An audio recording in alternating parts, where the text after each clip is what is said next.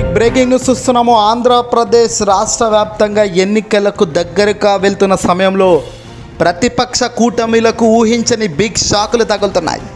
తాజాగా జనసేన పార్టీకి big shock తగిలింది.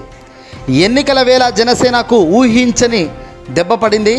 విజయవాడ వెస్ట్ ఇన్ఛార్జ్ పోతిన మహేష్ తన పదవికి పార్టీ ప్రాథమిక సభ్యత్వానికి రెండింటికి రాజీనామా చేస్తూ అధికారికంగా ప్రకటించారు. రాజీనామా లేఖను పార్టీ అధ్యక్షుడు పవన్ కళ్యాణ్కు పంపించారు. ఆయన విజయవాడ వెస్ట్ సీటును బీజేపీకి కేటాయించడంతో మనస్తాపానికి గురి చెందిన మహేష్ ఆయన ఇక రాజకీయం నుంచి తప్పుకుంటున్నట్టు పార్టీకి గుడ్ బై చెప్తున్నట్టుగా చెబుతూ ఆ లేఖను పవన్కు పంపిస్తూ అసంతృప్తిని వెలుగక్కారు. దీంతో ఒక్కసారిగా అంతా అవాక్కయ్యారు. తెలుగుదేశం పార్టీకి సంబంధించి జనసేన బీజేపీ ముగ్గురు కూటమి కట్టి ఎక్కడ ఎవరికి సీట్ ఇవ్వాలి అనే దానిపై బీజేపీ పెద్దలు ఏది చెబితే అది చేస్తున్న పవన్కు ఊహించని షాక్ తగిలింది. ఇక ఆ లేఖ ఇప్పుడు వైరల్ అయింది. శ్రీ పవన్ కళ్యాణ్ గారు, అధ్యక్షులు పార్టీ జనసేన పార్టీ, నమస్కారములు.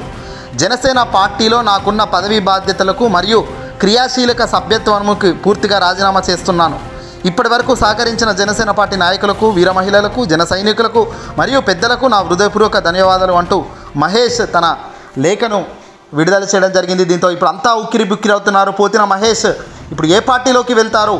ఒక మంచి విద్యావంతుడు, ఎంకామ్ పిహెచ్డి చేసిన మంచి విద్యా సంస్థల్లో బాగా కష్టపడి పనిచేసి నా వ్యక్తి, మంచిగా చదువుకున్న ఉన్నత విద్యలు అభ్యసించిన వ్యక్తి పార్టీలో జనసేనకు వెళ్ళి మంచి చేద్దాం అనుకుంటే సీటు మనకి ఇవ్వకుండా బీజేపీలోకి ఇవ్వడంతో ఆయనకి ఇక కాదు, మనం పవన్తో ఏం చేయలేము, పవన్ వల్ల సాధ్యం కూడా ఏమీ కాదు అని గ్రహించిన మహేష్ ఎట్టకేలకు అధికార పార్టీకి వైపు మొగ్గు చూస్తున్నట్టు కనబడుతుంది. బహుశా జగన్మోహన్ రెడ్డి గారు గ్రీన్ సిగ్నల్ ఇస్తే మహేష్ వైసీపీలోకి వచ్చినా ఆశ్చర్యపోవాల్సిన అవసరం లేదు. చూద్దాం మరి ఏం జరుగుతుంది, రాబోయే కాలంలో పరిణామాలు ఎలాంటి వేగంగా మారుతాయి అనేది.